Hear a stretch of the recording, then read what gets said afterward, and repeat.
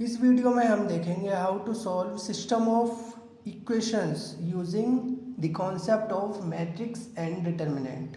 ठीक है, तो सिस्टम ऑफ इक्वेशंस को सॉल्व करने के लिए हमें सबसे पहले इन दोनों इक्वेशंस को we have to convert it into this form A X equal to B. ठीक है, ए क्या है हमारा?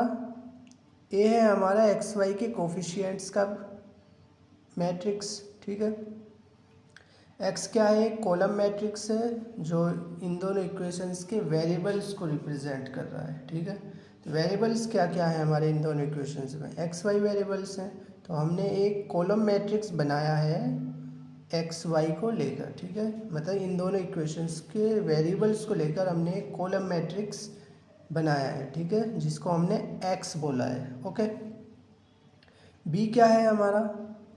बी है हमारा 1 7। ठीक है, मतलब जो इन दोनों इक्वेशंस के राइट हैंड साइड में है कॉन्स्टेंट्स हैं। ठीक है, उनको लेकर हमने एक कॉलम मैट्रिक्स बनाया है जिसे हमने बी बोला है। ठीक है, तो अब हम इनको इस इक्वेशन में पुट करते हैं। ए हो गया हमारा 2 5 3 2, एक्स है हमारा एक्स वाई। ठीक है, इक्वल टू बी है हमारा 1 7। तो हमने क्या किया, इन दोनों जो सिस्टम ऑफ इक्वेशंस को हमको गिवन था, हमने इसे मैट्रिक्स की फॉर्म में कन्वर्ट कर लिया है यूजिंग दिस फॉर्म। ठीक है, अब हम क्या करते हैं, हमको एक्स वाई चाहिए। ठीक है ना, तो एक्स वाई कैसे मिलेगा? एक्स वाई मिलेगा हमको, हम क्या करते हैं, ए को इधर लेके जाते हैं, तो ये क्या होगा 2 5 3 2, इसका इन्वर्स 1 7, यही तो होगा। या हम इसको इस इक्वेशन से भी समझ सकते हैं, तो ये होगा ए एक्स इक्वल टू बी है। ठीक है, हम क्या करते हैं, ए इनवर्स से पोस्ट मल्टीप्लिकेशन कर देते हैं बोथ साइड, तो ये होगा ए इनवर्स ए क्या होगा?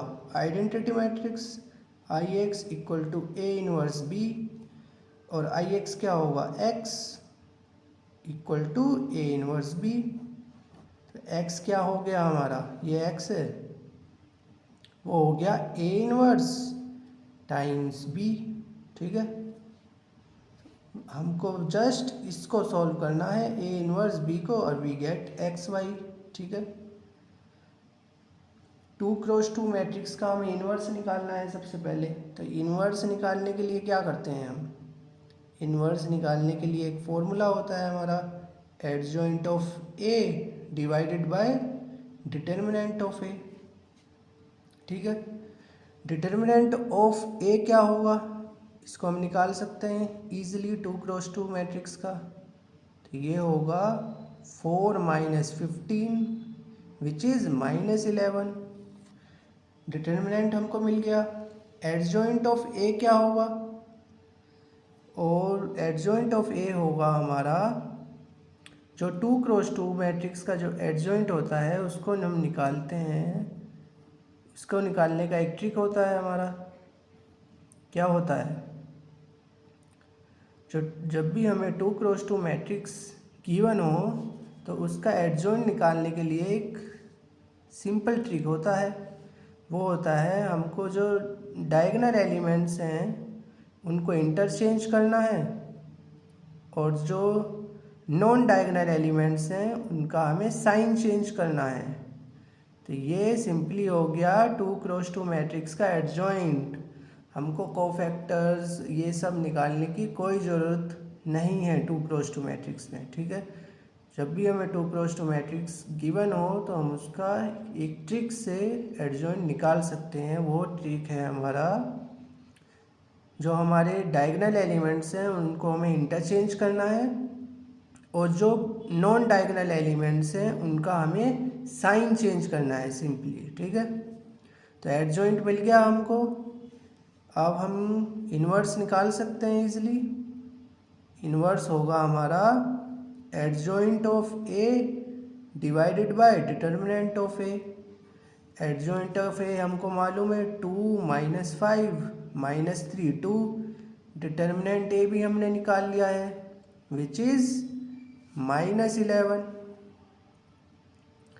इसको हम इस तरह लिख सकते हैं -1/11 2 -5 -3 2। इन्वर्स आ गया हमारा। इसको हम यहाँ पुट करते हैं x y इक्वल टू -1/11 2 -5 -3 2 और ये हो गया हमारा 17।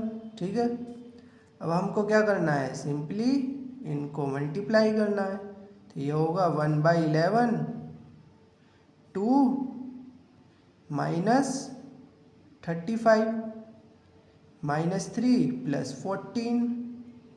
ठीक है, तो ये क्या होगा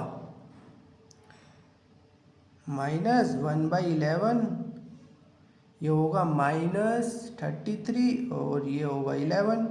ठीक है, अब हम क्या करते हैं -1/11 को मल्टीप्लाई कर देते हैं मैट्रिक्स में, वी गेट 3 -1। ठीक है, और इधर क्या था हमारा XY। क्या हुआ हमारा, ये मैट्रिक्स, ये कॉलम मैट्रिक्स इक्वल हो गया इस कॉलम मैट्रिक्स के। तो हम कंक्लूड कर सकते हैं x का वैल्यू 3 होगा और y का वैल्यू -1 होगा। तो यही हमारे सॉल्यूशंस होंगे। ठीक है, थैंक यू।